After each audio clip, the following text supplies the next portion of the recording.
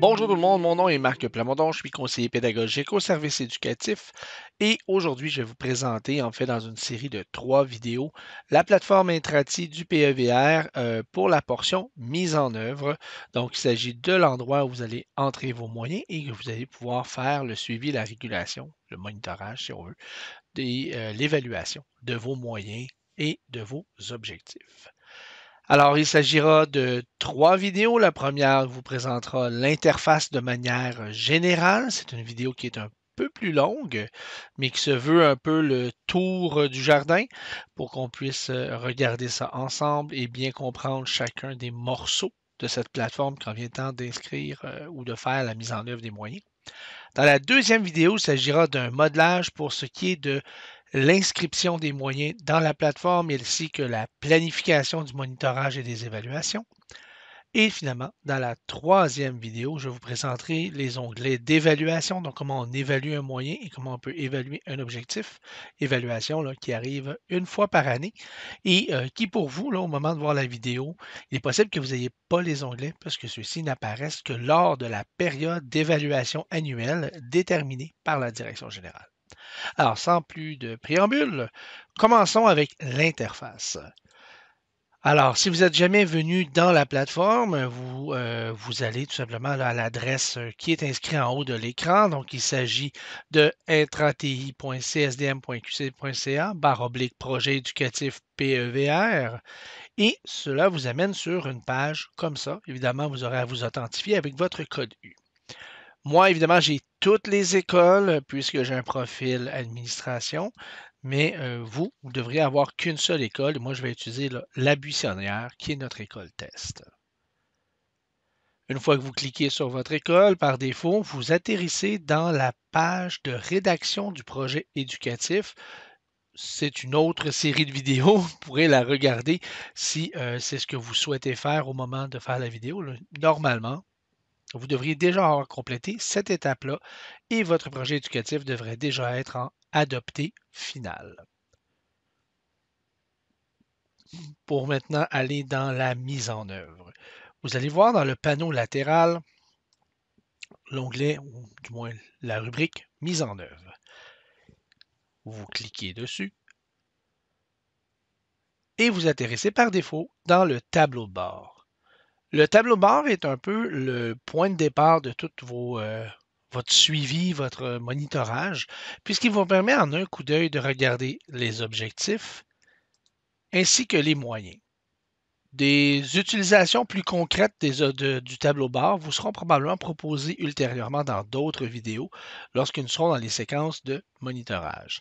Notre vidéo va plutôt se concentrer sur la partie mise en œuvre, donc l'inscription des moyens. C'est pourquoi j'attire votre attention sur le premier onglet ici, Gestion des moyens. Lorsqu'on regarde dans l'onglet, vous allez voir ici, vous avez 2 icônes. Ceux-ci représentent l'enjeu et l'orientation auquel est associé l'objectif qui est énoncé ici. Si vous cliquez dessus, vous pouvez voir qu'il s'agit formation générale jeunesse, la réussite des élèves en français et en mathématiques, l'orientation, rehausser le niveau des compétences, et ici vous avez le nom de l'objectif. Lorsque vous cliquez sur un objectif qui possède déjà un moyen, celui-ci apparaît en résumé en bas. Si vous cliquez sur celui-ci, vous avez le détail. Vous pouvez toujours modifier vos moyens lorsque vous le sélectionnez à partir de l'onglet Modifier. Et s'il n'y a aucun moyen dans votre objectif, vous pouvez en ajouter. Si nous regardons maintenant l'interface moyen. Lorsque vous modifiez ou lorsque vous ajoutez des moyens, vous obtenez le panneau suivant.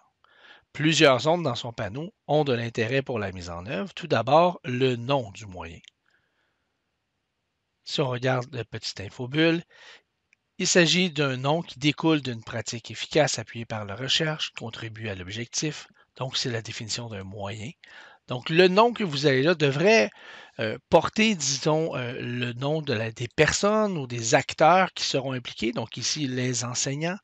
Nous devrions voir un verbe d'action, donc planifie ici, et un morceau, en fait, de la pratique efficace. Donc, planifier des moments de quoi? De lecture quotidien afin que les élèves puissent réinvestir les stratégies enseignées. Vous avez une personne responsable de ce moyen. À l'heure actuelle, il est recommandé d'utiliser un enseignant, mais cela pourrait définitivement être un conseiller pédagogique, une direction d'établissement adjoint ou la direction d'établissement. La personne responsable, lorsqu'on ajoute les alertes de calendrier, reçoit les alertes associées à son moyen et sa mise en œuvre.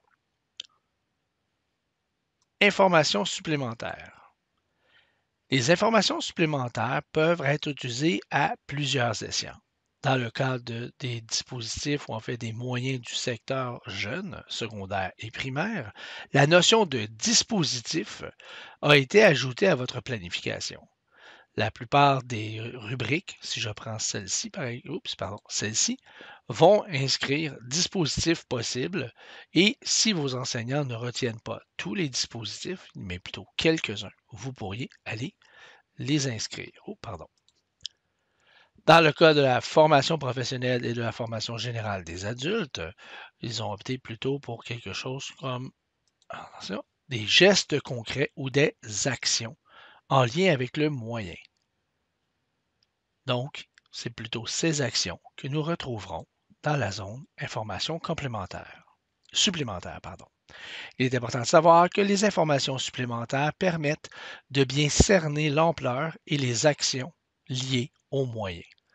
Il ne s'agit pas des actions de mise en œuvre, mais bien des actions liées aux moyens.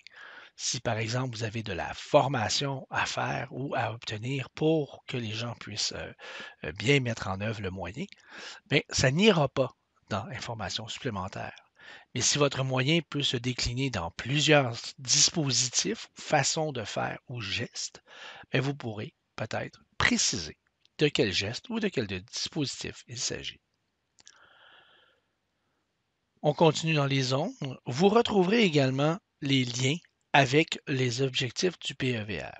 Si on clique ici, par défaut, pas par défaut, mais ici, en fait, dans ce cas-là spécifique, nous avons coché l'objectif 1.1. Il est impératif que vous cochiez un objectif associé à votre ordre d'enseignement.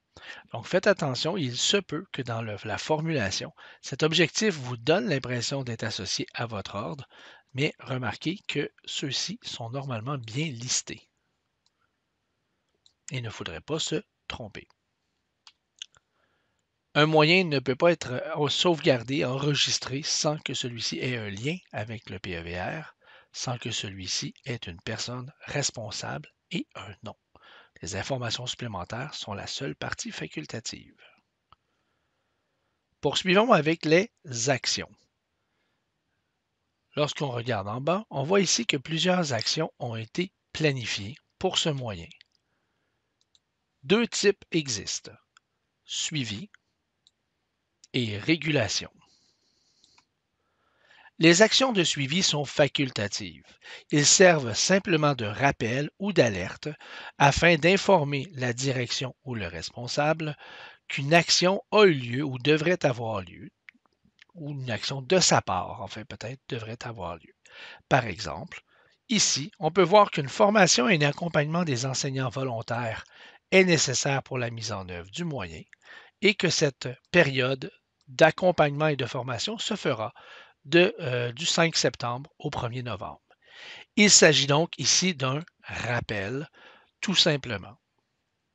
Si nous continuons dans d'autres exemples de suivi, nous pouvons voir ici production d'une affiche ou d'une infographie qui soutient la pratique à l'intention des élèves. Alors ici, on peut voir qu'une personne différente a été mandatée pour cette affiche et que nous avons plutôt une date butoir. Donc, il s'agit encore d'un élément de mise en œuvre. Donc, on considère que les affiches probablement soutiendront le moyen. C'est peut-être une demande des enseignants. Et le suivi nous sert donc de rappel, d'alerte, afin de poser la question dans ce cas-ci à Marie-Paul pour lui demander si l'affiche a été produite. Finalement, vous avez des périodes de régulation qui correspondent au monitorage de vos moyens. Ces actions de régulation permettent de déterminer si le moyen est en cours d'utilisation, s'il est implanté, s'il fonctionne, et d'estimer, d'apprécier l'effet sans pour autant en faire une évaluation.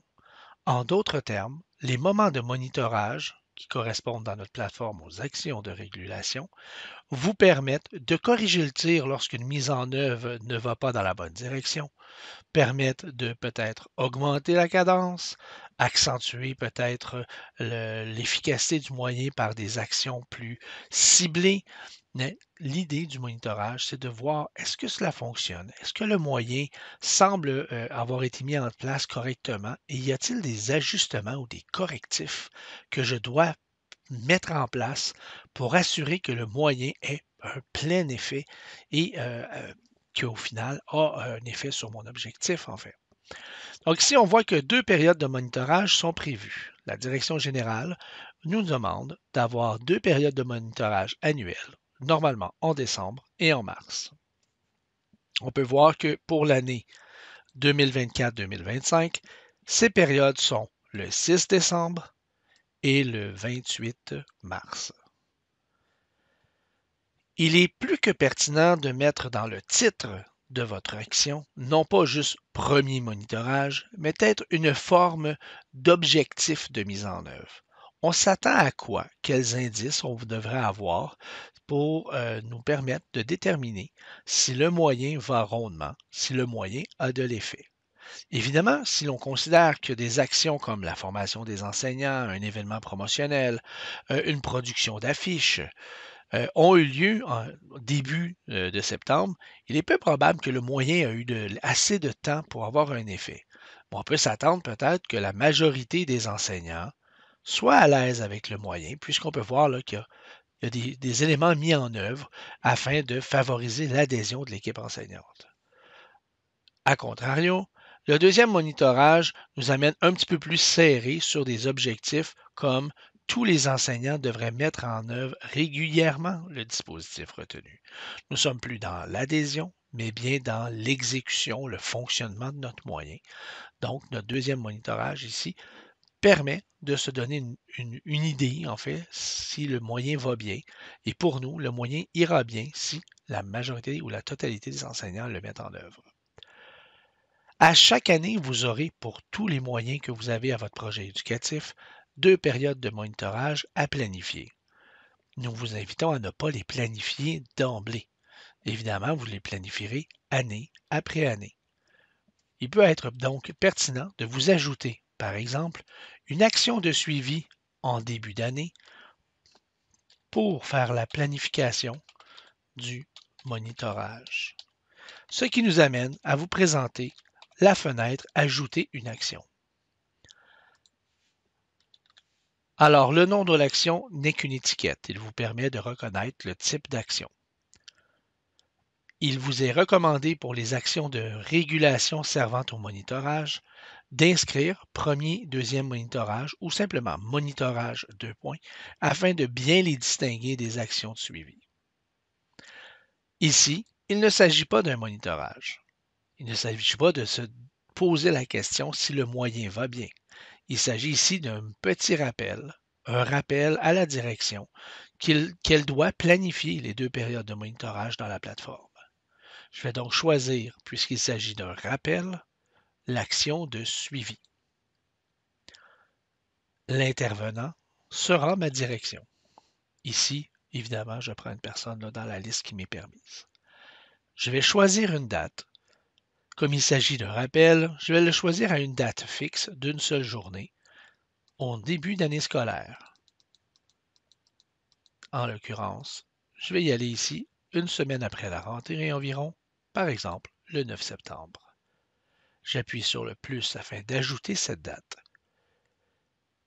Si j'ai peur de rater cette date, je peux toujours m'ajouter une deuxième date, quelques jours plus tard, par exemple. Et je fais ensuite Ajouter. Voyez maintenant que la planification du monitorage, oups, peut-être que je pourrais dire 2025-2026, et je modifie, s'est ajouté maintenant, on voit ça, ça s'est ajouté à ma liste d'actions. Il y a toujours la possibilité de modifier rétroactivement des actions. Par exemple, je constate que j'ai fait une petite coquille ici et j'aimerais bien corriger. Je n'ai qu'à cliquer sur le crayon, placer mon curseur où je souhaite faire la correction. Oups. Et le faire. Une fois fait, je peux cliquer sur Modifier. Et c'est fait. Notez que l'ordre de présentation n'a pas d'importance dans le petit encadré ici. L'ordre est en fait placé en fonction du moment où vous avez créé l'objet. Comme j'ai modifié événement de la promotion, il l'a placé tout en bas comme étant un événement le plus récent, en dépit du fait que la date est plus jeune, en fait plus tôt que celle de ma planification et de mes monitorages. Une fois que c'est fait, je vais en haut et j'enregistre simplement mon moyen. Nous allons maintenant dans l'onglet Régulation. Au sein de la plateforme, la régulation correspond aux périodes de monitorage annuelles prévues par la Direction générale. En l'occurrence pour l'année 2024-2025, il s'agit du 6 décembre et du 28 mars. Tous les moyens, les objectifs ayant des moyens vont apparaître ici. Et là, on peut voir le moyen et le petit icône ici, l'objectif auquel il est associé. Lorsque je clique sur un moyen, toutes les régulations précédentes apparaissent en dessous. Je peux ajouter une régulation ou je peux cliquer sur une régulation existante afin de la modifier ou de la supprimer. Si je reclique sur mon moyen et que j'ajoute une régulation, vous allez constater que l'interface est plutôt modeste. Il s'agit ici, en fait, dans la régulation, de mettre le compte-rendu des réflexions, des échanges qui ont eu cours, peut-être des analyses, et d'en rendre compte dans l'interface. Vous est recommandé d'utiliser, par exemple, les différents titres afin de structurer votre document. Vous pourriez également dire « Voir document » et simplement ajouter un fichier à partir de votre ordinateur. Par exemple, dans le cas d'une régulation, je pourrais décider d'ajouter un compte-rendu.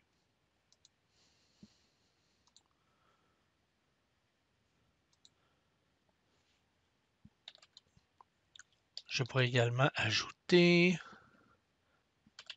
les résultats intermédiaires, par exemple. Si j'ai fait une demande aux analystes et que j'ai des résultats partiels de ce qui se passe, je pourrais ajouter. Donc, vous pouvez constater qu'il est possible d'ajouter plusieurs fichiers. Une fois que vous êtes satisfait de la partie au milieu ainsi que des fichiers ajoutés, vous est possible de faire ajouter. Vous constaterez que la partie au centre notes apparaît lors des régulations, lors du visionnement en fait du moyen et de ses régulations. C'est pourquoi il vous est recommandé d'utiliser Notes afin de peut-être tirer certaines conclusions. Votre compte-rendu, vos résultats intérimaires peuvent appuyer votre régulation, mais la partie Notes nous permet en un clin d'œil de voir la séquence et ce qui est à faire. Cela nous amène maintenant à l'évaluation des moyens.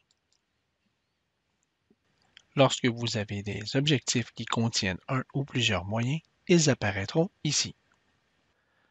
Aucune évaluation n'a été faite pour ce moyen. Je vais donc en ajouter une, tout simplement. L'état du moyen nous permet de savoir si celui-ci a été réalisé ou non réalisé.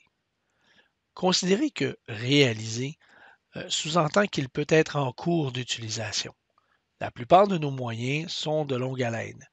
Il commence et ne se termine des fois peut-être jamais. Non réalisé, c'est davantage les moyens qui nécessitent des moments ponctuels ou qui n'ont pas eu encore la chance d'être mis en œuvre, faute de ressources, de temps ou toute autre raison. Une fois que vous cochez réaliser, vous devez déterminer le moyen si celui-ci est à maintenir ou à archiver. Un moyen, ayant été démontré comme inefficace devrait être archivé. Un moyen qui semble fonctionner, mais qui n'a peut-être pas atteint son plein potentiel ou n'a peut-être pas fait monter l'objectif aussi haut que nous le voulions, devrait être à maintenir. Avertissement. Un projet éducatif doit obligatoirement avoir un minimum d'un moyen par objectif. L'archivage d'un moyen, surtout tôt dans la durée d'un pays, devrait être suivi de l'élaboration d'un nouveau moyen pour l'objectif concerné. La zone commentaire vous permet de expliquer en fait votre choix.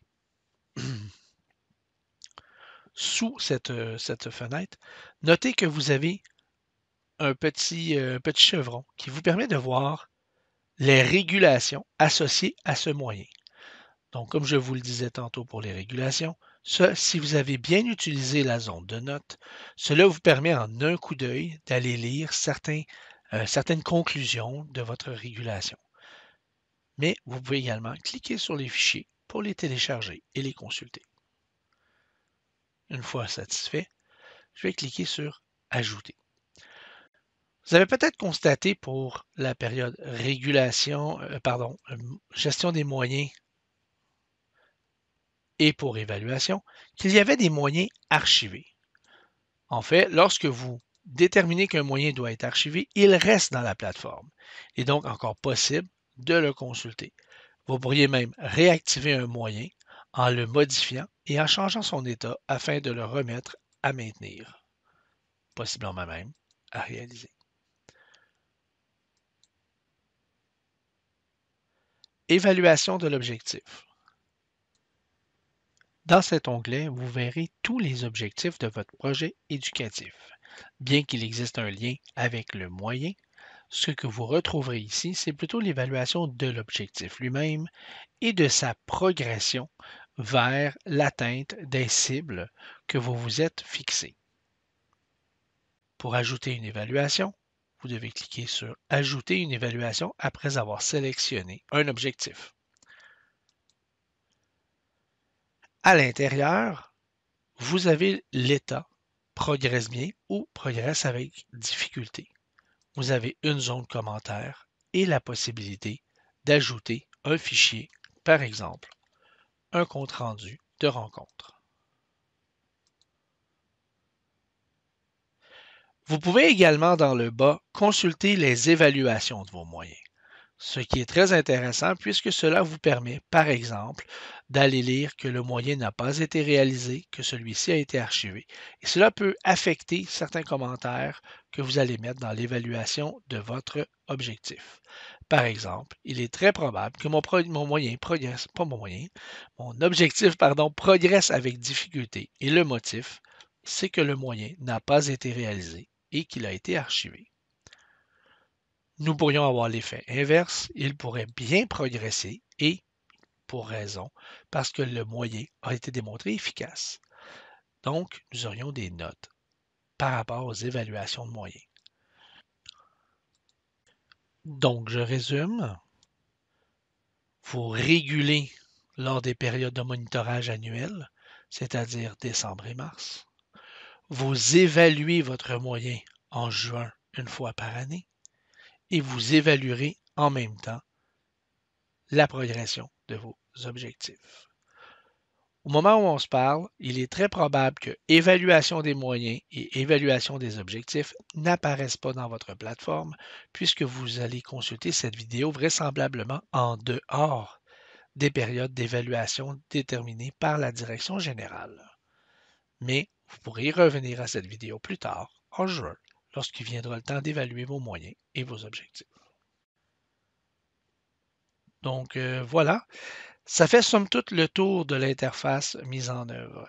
Je comprends que c'est assez volumineux, et que cela peut amener une certaine confusion. Je vous invite donc à consulter notre deuxième vidéo, celle sur l'inscription de vos moyens dans la plateforme et la planification du monitorage et de l'évaluation.